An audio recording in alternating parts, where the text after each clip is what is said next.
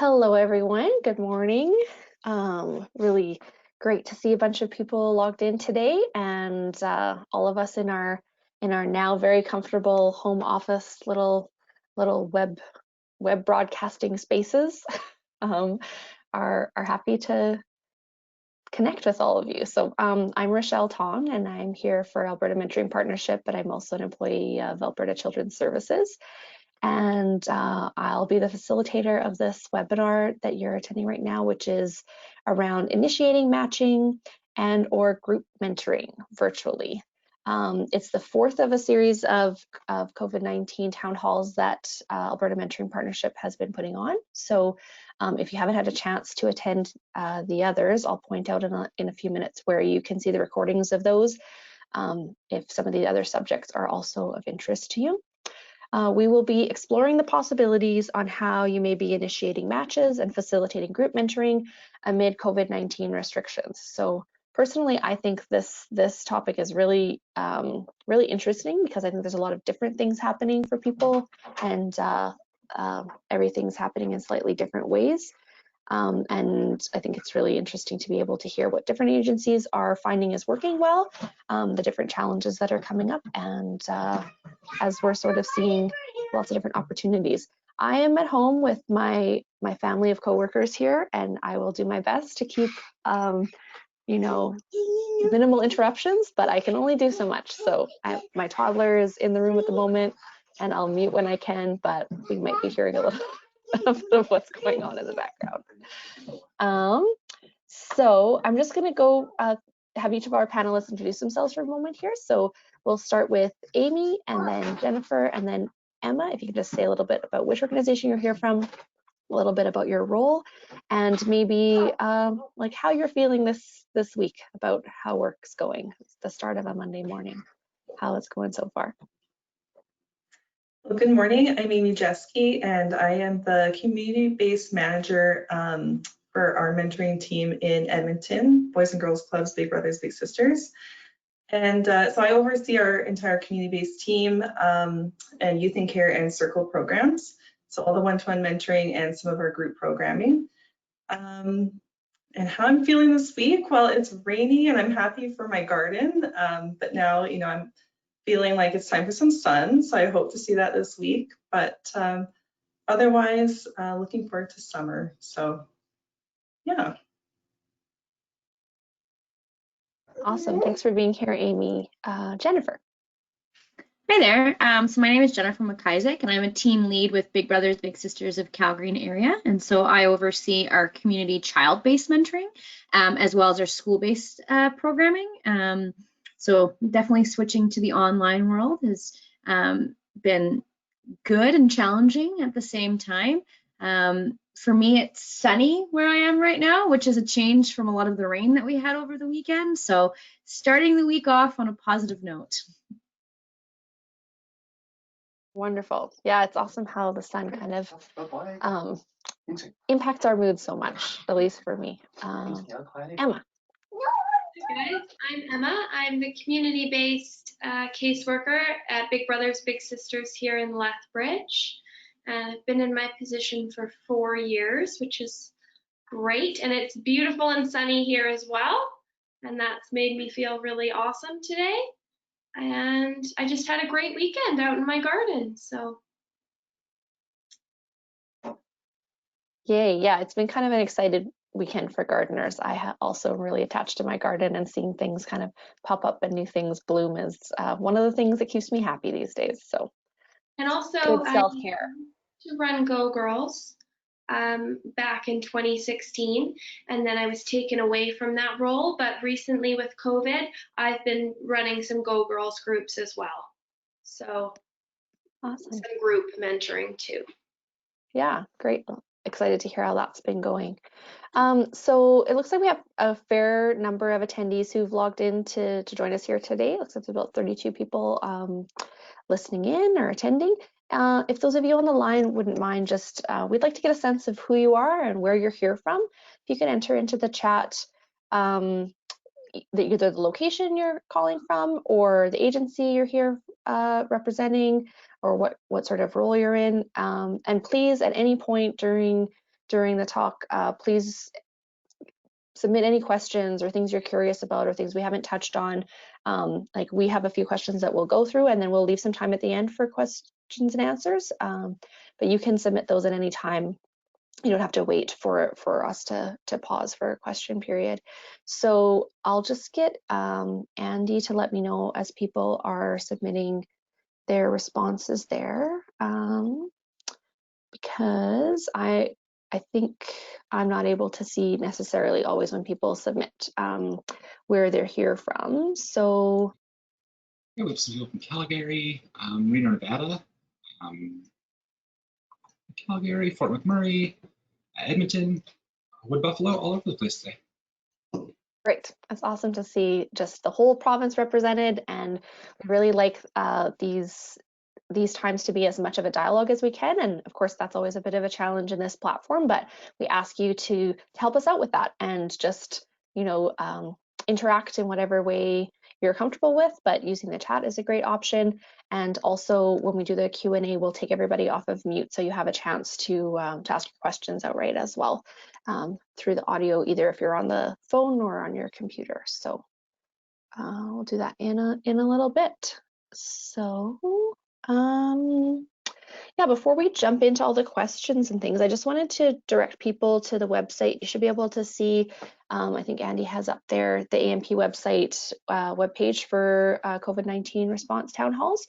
So I just wanted to skim through the subjects of the other town halls that we've done so far and where you'll be able to find the videos. So that's the webpage at albertamentors.ca/COVID-19. If you log on there, you'll be able to see the one we did on organizational communication, also supporting existing programs, recruiting, screening, and training. Those were the subjects of the last three. And then this is our final one in this series. We will be looking back to see what people submitted as other things they wanted to know. And if there seems to be enough to offer another webinar, we will do that.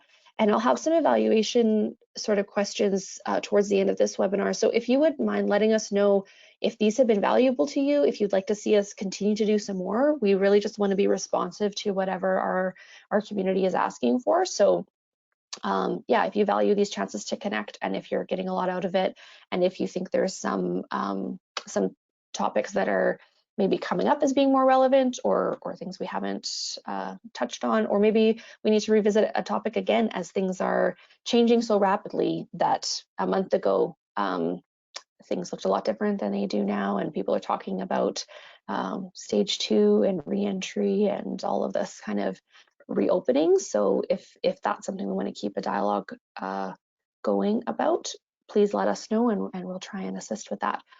Also, we have up there the connection in a time of social distancing tips for COVID-19 pandemic. So that's an adaptation from a resource from Mentor in the States, the National Mentoring Partnership, and might be a helpful resource if it's something that that you haven't already had a chance to look at. And also there's a form there at the bottom if you want to add a question there or propose a topic. That's another way that you can let us know what you'd like to hear from us, and maybe we need to keep doing some more of these, and we're happy to do that if that's what people would like to see happen.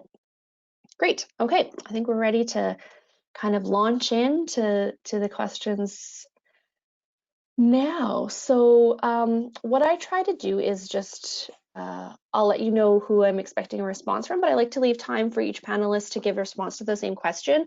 And I'll just try and mix it up a little bit so we're not going in the same order every time. And if people have more to say on one question, less to say on another question, just let me know. So obviously we've seen so much changing in how we've done matching and group mentoring since what was considered, I don't know, traditional, or like 4 months ago, the norm. So we just want to highlight different ways that your agency has shifted those practices and help to understand what's the same and what's different across different agencies' responses, and be able to share what's working, what's interesting, and challenges and opportunities. I think something that maybe has surprised people is how many sort of opportunities we're seeing with all of this necessary change instead of just like, oh wow, this is a lot of change and a lot of challenge coming our way. But it's really interesting how much opportunity and positives can come out of all of that shifting. So I'll start with Amy first again, but then I'll mix it up after this. Have you been initiating matches that have never met before in a virtual environment? And what is different about that process compared to initiating matches that have had the chance to meet in person or prior to restrictions?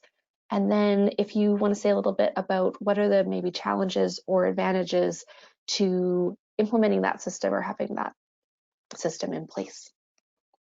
Yeah, for sure.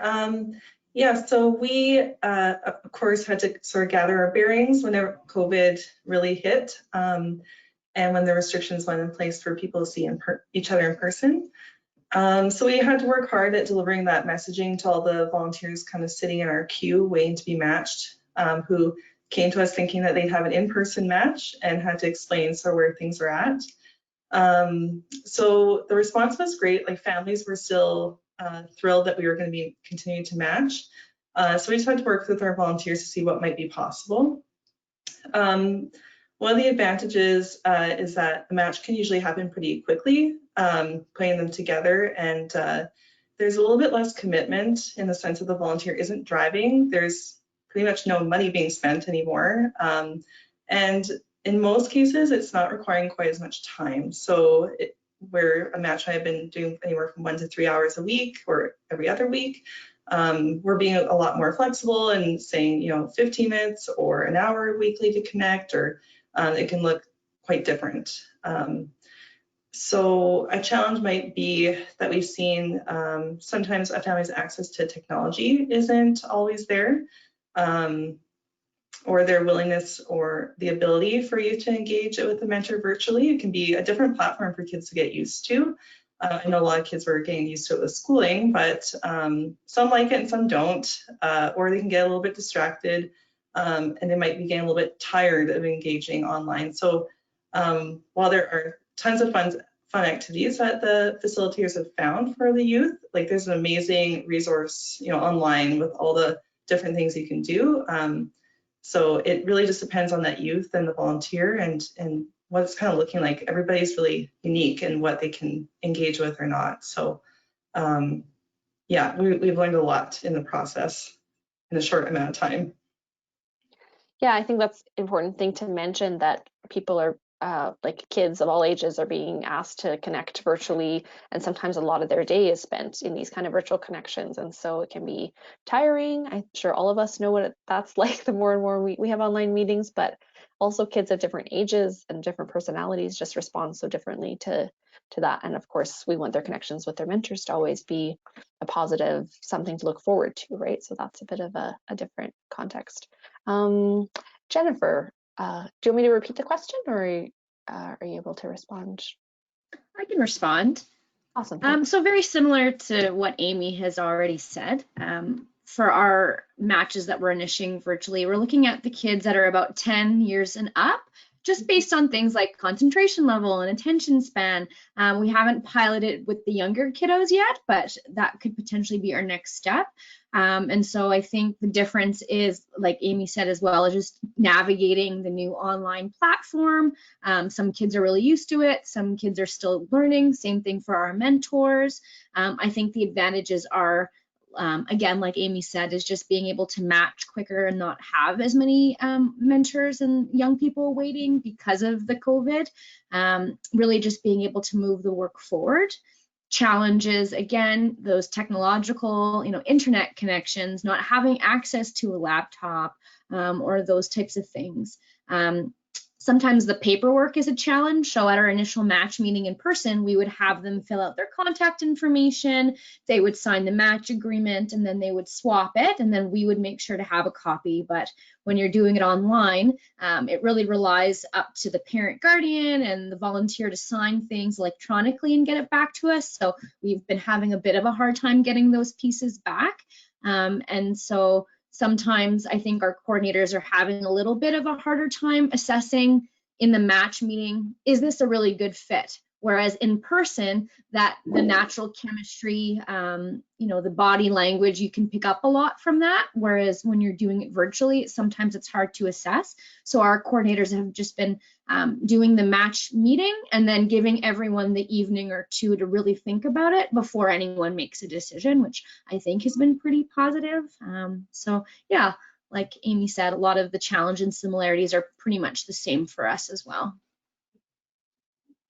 Yeah, and there's a certain element of that that's just intuitive, where people, when they're in the same physical space together, are able to say, like, do I connect with that person? And so to kind of take that out of our kind of comfort zone, I guess, and have to just assess it in a different way is a new headspace for families too, as well, probably, to say, do I feel like there's a connection and a trust with this person that I haven't been able to meet physically, right?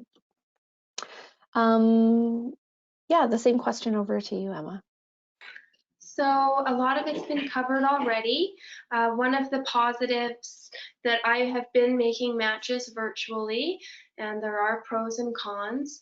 One of the positives is that for our shyer kids, I'm finding that it gives them a more comfortable space to connect with someone that they don't know. Sometimes some kids come into the office quite nervous about the process, and the online platform just gives them more time and space to meet their new big. So that's a positive, but on the flip side, it's taking longer to make the connections. Like you mentioned, when you come into the office to meet, there's a natural process that happens through body language and that kind of thing, which isn't happening. So I'm guessing that by the 1 year point, they just won't be as deeply connected as they would have been if they started by meeting in person. Also, I made some matches back in February before COVID, and I've noticed that they just haven't had the same connection meeting online. We get them to rate it on a scale out of 10, and I'm just not seeing the results that we would see if they were meeting in person. So some pros and cons there for sure. And there was something else I was going to mention that Jennifer sort of hit on. It'll come back to me. Yeah, I'm sure it will. I'll just start with you, Emma, since you're already speaking, but do you find that there's interest is different maybe from different people around the idea of having a virtual only mentoring? Or maybe I should also kind of back up a little bit on that question, is that what the expectation is for matches that you're forming right now, that this might be virtual only? Or is the expectation set that this is starting virtually, but that's likely temporary, and then it would transition to an in-person relationship, even though it's starting in a virtual only setting? We've been really flexible with our volunteers during this time. We've had some say, well, I'm just going to have some extra time during COVID to volunteer, and I normally wouldn't, but I'd like to connect with my little over a virtual platform for 4 months. So we have some matches that are just going to meet virtually for a short period of time, which is something we wouldn't normally do. We ask for a 1 year commitment. And then we have other matches who will be meeting virtually until they're comfortable to meet in person as the restrictions lift.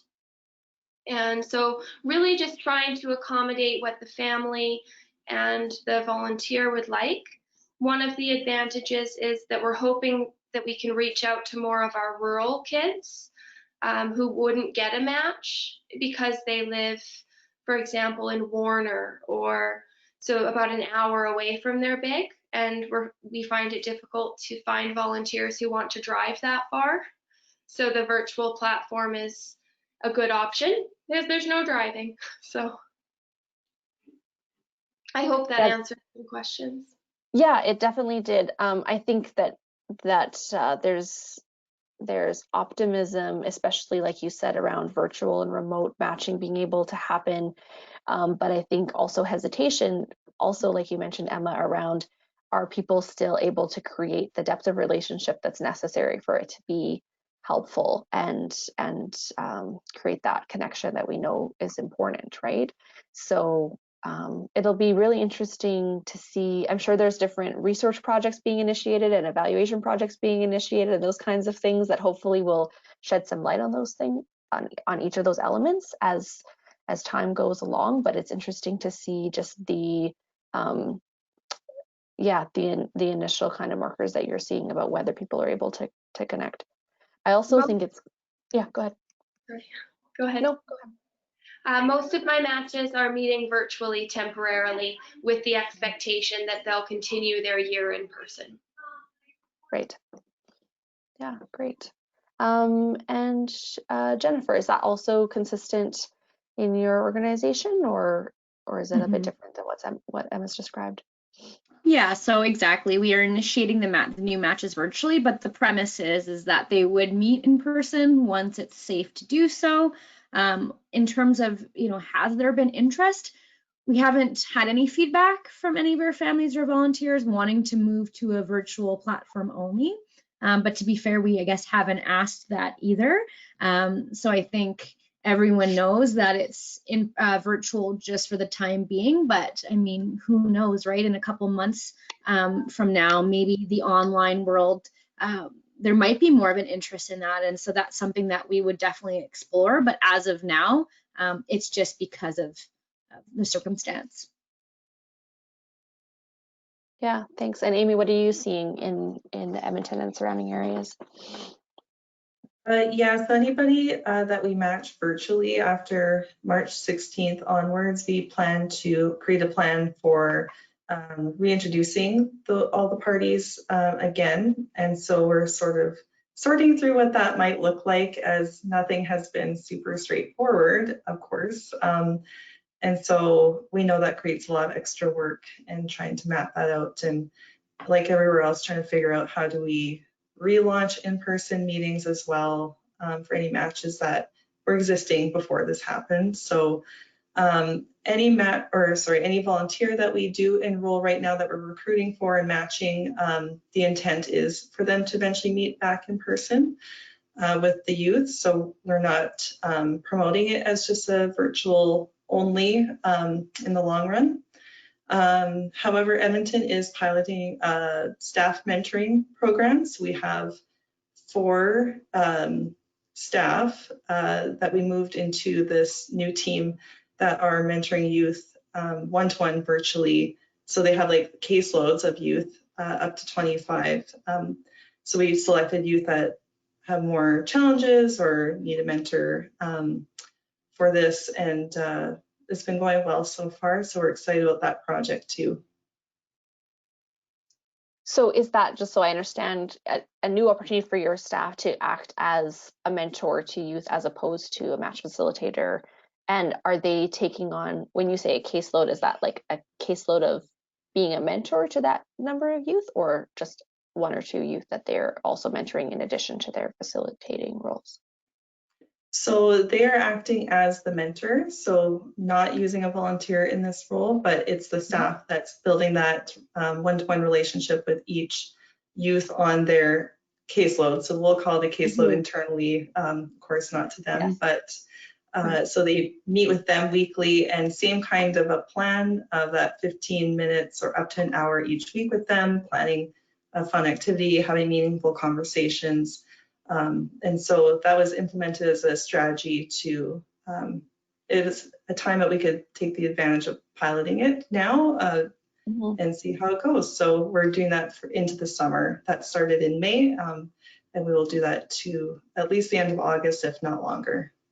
I'm really curious to hear about how that goes, both for the staff. Like, that's a lot of relationships to be juggling. I mean, I know that's always part of the staff's roles because you're connecting with a lot of people, but yeah, curious to hear how that experiment, as all these things are, goes. Yeah, for sure. So just to talk a little bit about the group mentoring programs as well, and if it's helpful to differentiate between group mentoring that wasn't in school or group mentoring that is in school. I know that may kind of be being addressed differently based on restrictions that schools are putting in place. But have you been moving existing group mentoring programs to online? And what's different about that process? And again, are you seeing challenges or advantages to that? And I'll start with Jennifer this time. So we don't actually do any group mentoring programs, so that would be a no. Our school-based programs we've had, as Emma mentioned in the past, we've done things like Go Girls, we've done a boys rec group for Game On, but that kind of stopped with the school year, well, with the schools closing down, and so really we just continue to focus on the one-to-one. So can't really provide much insight there, sorry. No, that's fine. I mean, it's one of the examples about how different agencies are structured differently with different areas of focus, right? And so that is what we do want to hear about that. I'll go to Amy again then. Sure. So we had our Youth and Care waitlist group that had to wrap up early, the in-person, and so we've moved it now this spring to online. We have some network groups that run, which is like our youth employment post-secondary readiness program that facilitator runs. And then our clubs that we had open moved online as well. So each site has its own club programming, as well as some of our match activities continue virtually as well. So yeah, we've had on average, there's about 5 to 6 kids that will log into each of these sessions. And that's a very rough estimate across all the groups that we're offering. So the trend seems to be like smaller groups with the youth online.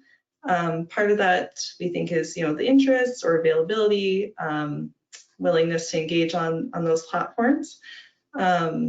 So yeah, we've tried to kind of bring our numbers up. I know the club sites can get up to 12 youth maybe at a time. But it's been a little bit hit or miss in terms of advantages and challenges.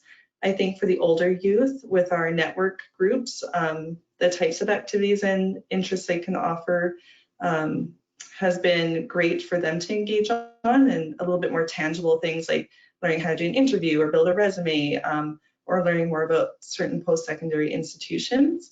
It's of course, you know, our younger ones that you need to kind of keep busy. And doing more than one activity online, and then again hoping that they stay logged in for the duration of the half hour, hour, whatever it is. So we've had quite a spectrum of groups that we've been trying to offer, and learning again quite a bit through that. And again, if they have the technology to be able to log in is another issue in itself. So yes, we've been trying to run those.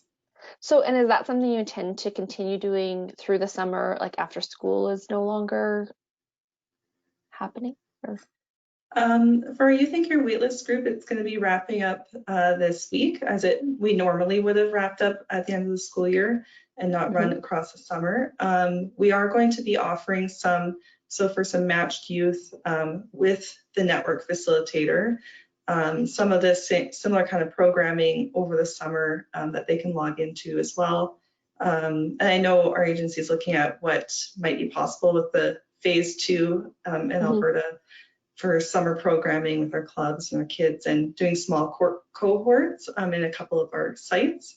So I think there will still be some online groups over the summer, but given it's just the natural time that we don't run the same types of programming, we start shifting into that summer programming. We are sorting through a lot of that right now. Yeah, just because my curiosity takes me to thinking if kids are connecting online for school things, or there's different things offered, then when there suddenly isn't, maybe there would be increased interest in like, oh, I still want to connect with some other kids or have some friends that I'm keeping in touch with, and the teachers are no longer providing those sort of opportunities over the summer. But then also the flip of that is people could just be really tapped out in terms of the virtual environment and want to go play at the park, which is totally understandable. And really dependent on kids' interests as well. So Emma, what's that looking like with your organization? That's exactly what it's looking like. We are running a Go Girls group end of June through July, and that's how we've been framing it to guardians, that school's wrapping up, so they won't have the virtual connection with their school and their teacher. So being a part of Go Girls might be a good way to keep social interactions going. On the flip side, the weather is so beautiful, so it'll be interesting to see how our attendance will be. My coworker and I ran a Go Girls group at the end of April to the end of May. And we did 5 40-minute sessions, and we offered it to the girls who were part of a Go Girls group, but then the group ended early when schools closed. So we had our forms signed already, so that made it easier to recruit the girls back to do the program over Zoom. And we've got a couple of volunteers. We're doing a Game On group as well with a male volunteer. And then we've also got a few more bigs who will be signing up for the next round at the end of June.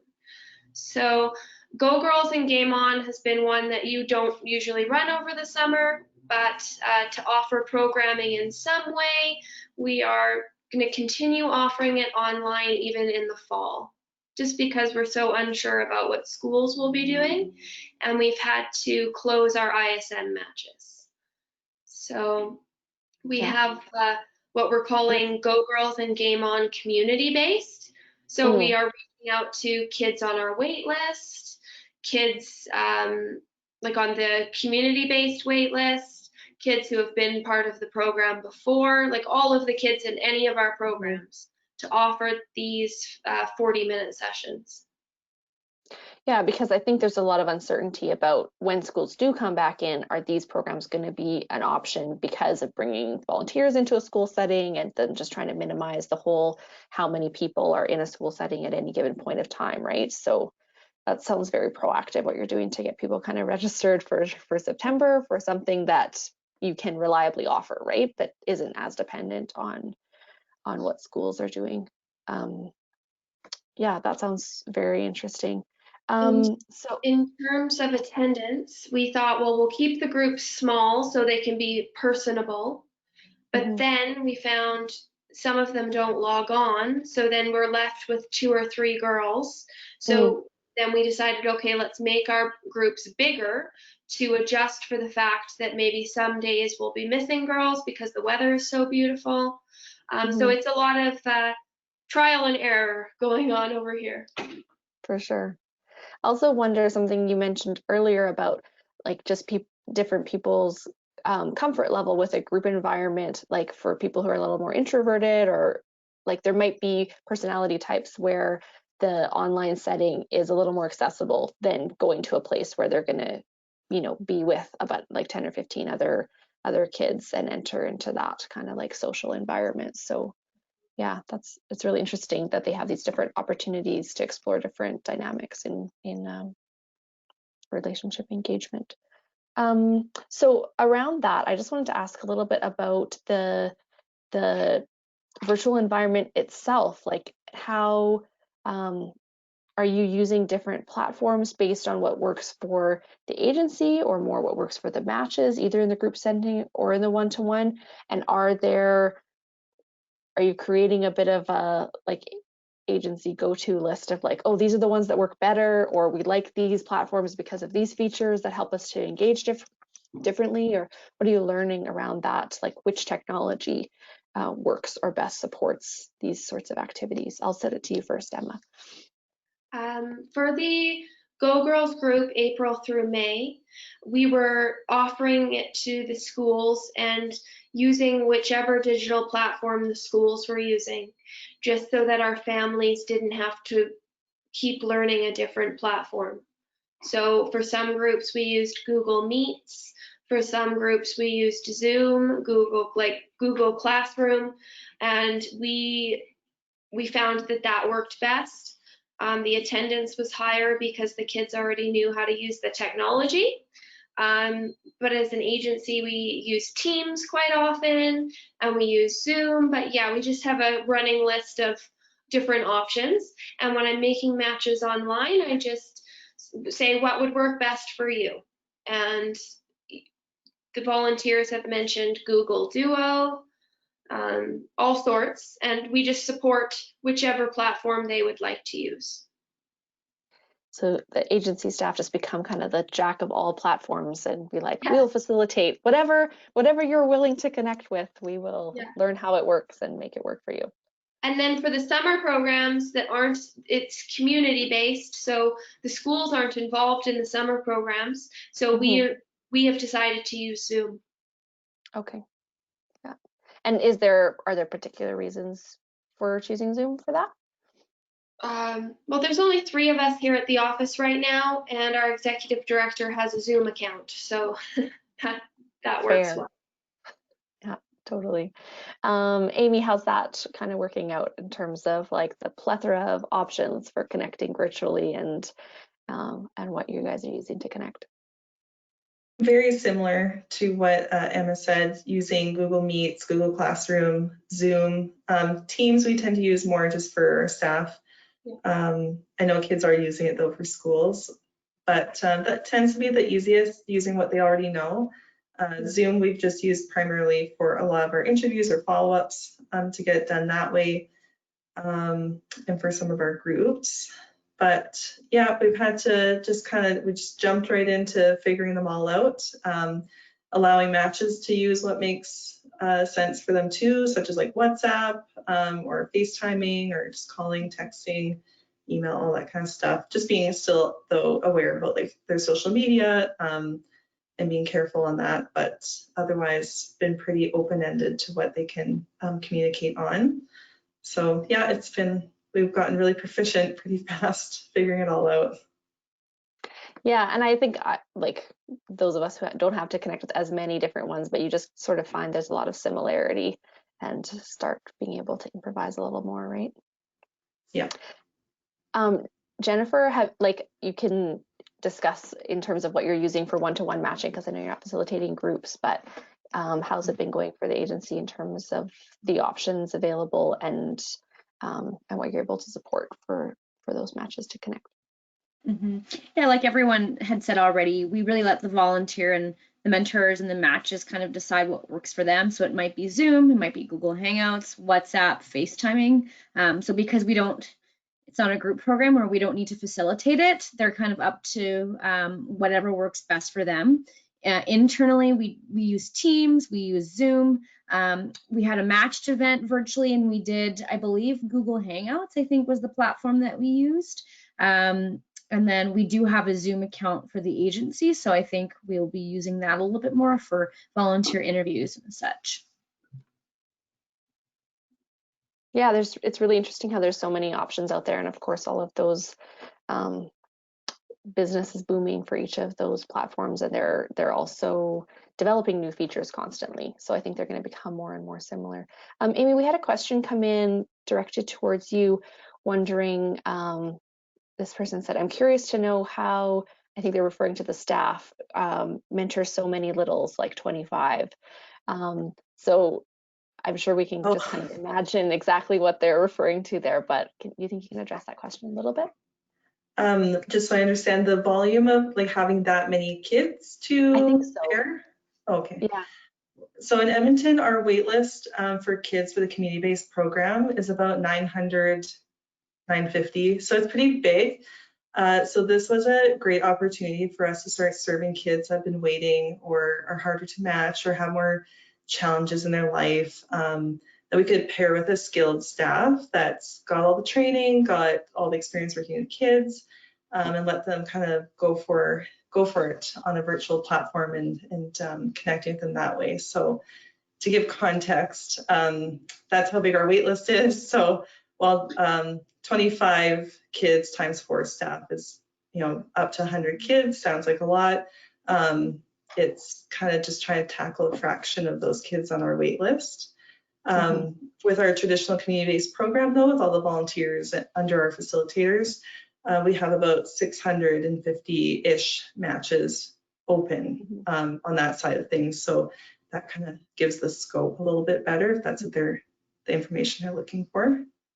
Well, and I think some of what they might be wondering about is probably still a bit unknown, seeing as you're trying it out, and so you'll learn a lot about how it's possible to connect with that many littles at once, or what works or doesn't work about that number of connections, right? Either for the kids or for the staff as well. So yeah, and we'll see what it looks like heading into summer. All matches, as everyone said, as the weather gets nicer, kids are outside more. We'll see, how that goes. But I know for the staff right now, they schedule about 5 sessions a day. If you want to do like about an hour for each kid, not everybody shows up, not everything goes as long, right? So we've kind of mapped out 5 kids per day times 5 days. So, just try and really break it down to some simple math and see. We just keep going through the process. We're going to have a little bit of an evaluation attached to it. So yeah, definitely more info to come, because it's a big interest to a lot of folks. yeah, for sure. So some of the other questions that I had queued up, we've sort of covered them just in the answers of everything else. So I think the one I still would like to ask about is, as things are sort of gradually, or maybe not so gradually, shifting back to the old normal that we were used to, do you think that there's things you'll potentially continue to do differently, and do in an online space where you hadn't before? Like, do you think that interviewing and matching might continue to happen virtually, or ultimately, do you think everything will kind of revert back to how it was before, even if that takes a while to happen? So maybe I'll pass that one to Jennifer first. I think that's a really good question. In terms of the actual matches, I think it would be great if we can combine more virtual and in-person, because I think it cuts down on some barriers for volunteers in terms of driving time and cost of activities. So if a mentor can jump on a Zoom or an online platform to mentor with their mentee, 1 visit out of 5, let's say, then I think they're still connecting and still meeting the requirements. So I think we will start looking at things differently in that regard. In terms of like the engagement process, interviewing and training, I know ideally it's great to be able to meet with our volunteers and families in person to really get a sense of who they are and what their experiences are. Now we are doing it online, and I think our engagement team has been doing a really good job of being able to assess motivation and experience. Ultimately, I think their preference would be in person from an assessment standpoint, but I don't think that would rule it out for future. If if we could pilot some online training with volunteers instead of them having to come to the office, I think we would be able to train a lot more or many more volunteers faster. So these are all things that we are looking at, and it just kind of depends on what it does look like moving forward in terms of in-person or just strictly virtual. Yeah, that's really interesting to hear how that dynamic is kind of broadening our options and expectations, right? Around thinking differently and thinking, well, we don't really have to do things the same way. We've been pushed out of our comfort zone, so we could stay there if we choose. How's that going in Edmonton, Amy? Yeah, very similar. I think, I can't speak a lot for the enrollment team necessarily for volunteers, but I do think that there's some of that desire to still do pieces of that work in person with the interview. It has been great though for training. It's kind of cool to see what is possible in terms of training volunteers more efficiently. And I think to Emma's point earlier, maybe serving some kids that live more rural or remote with a virtual match, or maybe as an option. So of course, still wanting to see those matches connect in person for the most part, but for some of those youth, for whatever reason, that might be a better fit for online. It'd be kind of neat to have that continue as a possibility for them. And same maybe with some of the groups, and like I said, with our network programming for some of those older youth that are pretty proficient online, we can engage them that way if transportation's a barrier or things like that. So I think it has opened our eyes to see what is more possible, and that maybe you can do some of both. Yeah. And how would you respond to that, Emma, for folks in Lethbridge and surrounding area?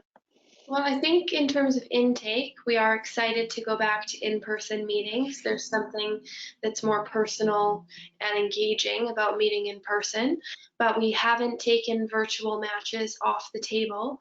I think we'll keep it open as an option, but we will be most likely going, we've been very flexible about the time commitment with some of our matches. Saying like 20-minute phone calls, half an hour phone, as long as your little can engage, that's fine. I know as a caseworker, I'm looking forward to going back to the 1-year commitment. There's just something about giving a child a full year or longer than a year that is more beneficial for them. So we'll offer virtual matches, I think, when we'll continue to offer that, but it'll need to be the 1-year commitment. I was also just thinking as you were talking about some of the barriers or some of the reasons that matches close right now are often around circumstance or people moving, and maybe that would give people the option to meet their 1-year commitment more often when those kind of life circumstances change, if they had the option to meet virtually as opposed to in person, or even partially virtually, right? If it's like, well, we could get together once a month in person, but if we could get together once a week, those other 3 times virtually, then I could keep this match going for the full 12 months or longer, right? I've had matches before COVID where they had to move to Calgary, and they said, well, I'll drive from Calgary to Lethbridge once a month to see my little. And it's a little hit or miss in terms of the commitment. Sometimes the volunteers don't take the commitment seriously enough. When we are as flexible as we need to be during COVID. So it'll be interesting to see how meaningful the relationships can be virtually. Yeah, it really does come back down to that, right? Because I think as organizations and staff, we know we can support people to do a lot of different things, but then it's like, is that still meaningful? Is that still meeting the outcome and the end goal that we started out to, based off of, right? And is it still the value and the impact still there, or significant enough, right? And then measuring that, of course, gets tricky. I was part of an evaluation conversation of saying like, okay, how do we know when good is good enough? Like, and is it enough of an impact? Is it enough of a support and significant enough of a relationship, right? So we have a couple of questions coming in, and I did want to flip over to kind of question time now. So one person has asked, how is follow-up and monitoring for matches done now? Maybe Jennifer, can you talk to that a little bit? Yeah, so same as it was before for our community matches, our coordinators still reach out to their caseload via phone calls and emails. The difference is that when there are any in-person meetings that are scheduled to come up, then they would be doing it like on a Zoom platform or FaceTime or whatever the family or volunteer works with. And then for our school-based matches, our mentoring coordinators have just been reaching out to the littles and their parent guardians, whom we typically don't have much contact with in the school programs. So it's kind of in a nice way that our coordinators are able to chat with families to see if there are any extra supports that are needed during this time. So essentially kind of how we've always been doing it, but any in-persons would just be done virtually. And is that consistent across Lethbridge and Edmonton's experience? So I'm seeing heads nodding. So okay, I won't make you all answer that one. And let's go ahead, Emma, if you have anything else to add. I'm finding connecting over Zoom for a 4-month review or the annual review sometimes doesn't work. So sometimes I just do a phone call. What do you mean when you say that sometimes doesn't work? Like the people aren't willing to get on, or that you're not able to get what you need out of the conversation? Right. So some technology issues, volunteers have moved back to Calgary or Edmonton. They've got a lot going on with their work schedules and that kind of thing. So sometimes a phone call just works better. Fair enough. And then and please keep the questions coming in. Someone else is asking, are you getting more, less, or the same amount of volunteer interest? And I guess we could take that to mean like now, like since COVID as the start date of that. Anyone want to take that one on? I can go. Go ahead, Jen. Sorry. Okay, thanks. Actually, we have seen, so for the month of May, we had seen just over 100 volunteer inquiries, either from our website, through the Volunteer Connector website. So we've been seeing a really good engagement. I think last May, if we compare the numbers, we had maybe 30 inquiries, and now it's over 100. So we've definitely seen the uptake. That's really interesting to hear that there's actually more volunteer interest. We could probably hypothesize about why that might be. And Amy, what are you seeing? Yeah, so I don't have exact numbers, but we have seen a good amount of interest, and all of them are getting funneled to community-based just because you can't put anyone in the club right now or in our ISM. So the team is working through processing a lot of those volunteers. So there still has been a good amount of interest, which is great. Mm-hmm. And Emma, are you also receiving kind of new volunteer requests? Yeah, I think it has to do with people having more time. That's what we're hearing, that their hours have been cut down at work. School has been online, so it's been less of a time commitment for university students here in Lethbridge are a big part of our volunteer base. So it'll be interesting to see what happens in September. If students will come back to the city for university, if universities have their classes online. So the impact, we'll see more in the fall, I think, than we are right now. Yeah. Yeah, and a lot of people just, if they were involved in any kind of, I'm going to say extracurricular, but like evening or weekend type of activities, a lot of those are canceled or on hold or just, kind of dispersed until the next year. So a lot of people's schedules are just freed up in different ways, right? And previously, most people's initial response to volunteering is that they didn't have enough time, right? So that's a big factor. So I just want to take our people who are on mute off of mute so that they have a chance to ask questions. This is mostly important for if anyone called in instead of logging on the computer, they haven't been able to send a question from chat. So we want us to give them an option to be able to ask any questions they have. So Andy, can you just let me know once you've taken everybody off of mute, and we'll give a few minutes for people. Okay, we're off mute now, everyone. So yeah, I'll be quiet for a little bit, and you can direct your question to the whole panel or to a specific person if you'd like. You're good. I heard a bit of something, but I didn't catch the question.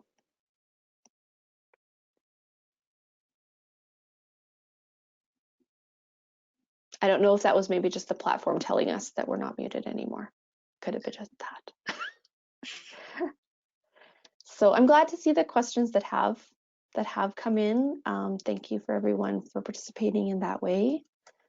I'm just scrolling back up to make sure we haven't missed any. Someone had asked a question about using the same virtual platforms, but I think we answered that through our questions after the fact. Yeah, I think we have covered everything that came through at this point. So I'll just turn it to the panelists. Is there anything else you wanted to share about things your organization is doing, or just on the same sort of subject lines, but that didn't get covered in the questions? I know there was a lot of overlap and that kind of thing, but If I could add something.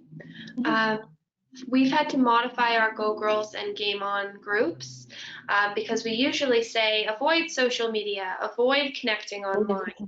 And so my coworker and I came up with our sessions, and we covered COVID-related challenges that the kids and youth may be facing. So we talked about internet safety, social isolation, loneliness, mental health, and self-care, all those kinds of topics, which is a little bit outside of what the Go Girls program is when it's run in the schools. And we Yep. were able to have that flexibility because it's run over the summer months when school's out. Mhm. And then we connected with the girls and with the young men and asked them, like, what would you like to do during the sessions? And we found that our sessions were a little information heavy, and so we had to modify them to just be more fun and casual. Mm-hmm. Yeah, it is interesting because there's some things we've shied away from doing virtually for a variety of reasons, I guess. We all know what they are. But it's interesting to now say, okay, how do we make sure we can still do this, but like you said, with the right understanding of how things should be used and, safety precautions and those kinds of things in place. So, all right, as we only have a few minutes left, we have a couple evaluation questions that we want to put up here. And so these are going to be polls that you can respond to for anyone who's on the line. So yeah, we've got them up there now. So we just want to know, was the information in this webinar of value to you on a scale of 1 to 5? And we're using this information just to be able to organize our web sessions and to understand if we're meeting the need that's out there. So I'll just give a few minutes for responses, and then we'll jump to the next question in a couple seconds here. I apologize, Rochelle. I'm unable to fill out the quick poll. Oh, I think that panelists aren't able to. So I think this is just for people who are attending that aren't panelists, unfortunately. Thank you.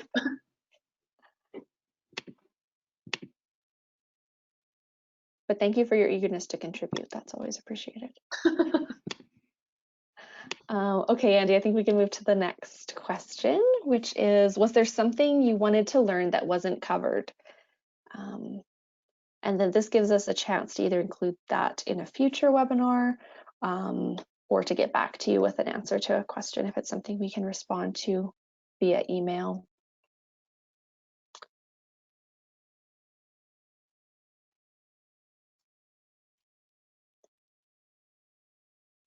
And if there's something that wasn't covered, if you could enter into the chat box. Like I said, either if we have time now, we can answer the question or get back to you offline. And then our last question, just around, did the format of the webinar work well for you? And we're talking there about technical issues. Were you able to get on and hear everybody and see what you wanted to see? And just helps us know if using this particular platform is inconvenient or convenient for everyone.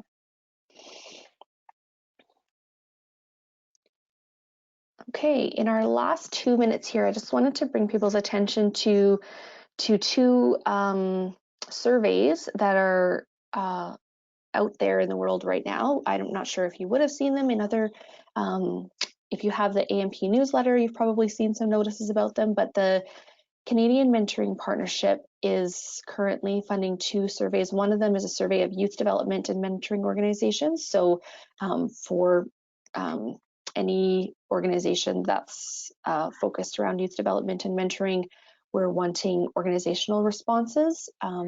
So if your organization hasn't had a chance to answer that survey, we'd really encourage you to get your input in there. Yeah, Andy's got it up there, a bit of the questions. So really the way that that's being used is to understand what's currently existing for support for children and youth, and then also to help identify any gaps where needs for services might not be there. And that's this survey is in conjunction with another survey, which is the National Youth Mentoring Survey, which is geared towards those it's 18 to 30, I believe. And it's a reflective survey asking people to respond based on their past experience, whether they had mentoring when they needed it, whether whether they participated in mentoring, either as a mentor or as a mentee, and get some feedback around that. So if you have a chance to pass those survey links on to anyone who might be able to participate, we'd really appreciate additional responses.